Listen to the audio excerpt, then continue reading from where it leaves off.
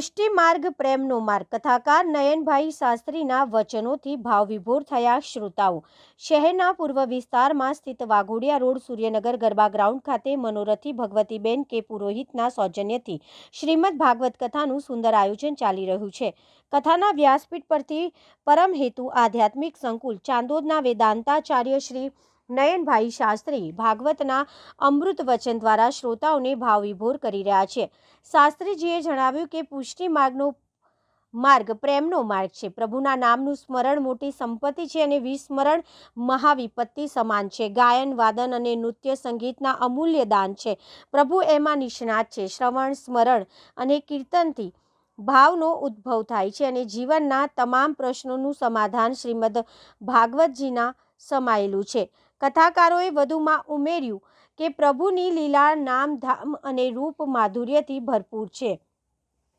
અહંકાર અને મમતાનો ત્યાગ કરવાથી જ પ્રભુનો અનુભવ શક્ય બને છે, કારણ કે જ્યાં અહંકાર હોય છે ત્યાં પ્રભુ પ્રગટ નથી થતા।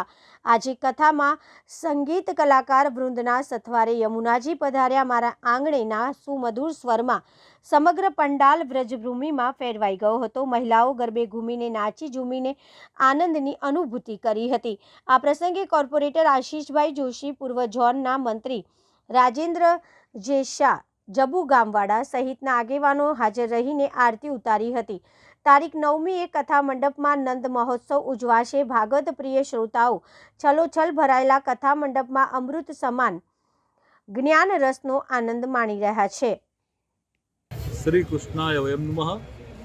સૂર્યનગર ગરબા ગ્રાઉન્ડ વાઘોડિયા રોડ ખાતે શ્રીમદ ભાગવત કથાનું શ્રી ભગવતીબેન કે પુરોહિત અને સમગ્ર વૈષ્ણવ સૃષ્ટિ દ્વારા ખૂબ સુંદર આયોજન થયું છે, જેના અંતર્ગત 9 ડિસેમ્બર 2025ના રોજ નંદ મહોત્સવ સાથે કૃષ્ણ જન્મોત્સવ ઉજવવામાં આવશે।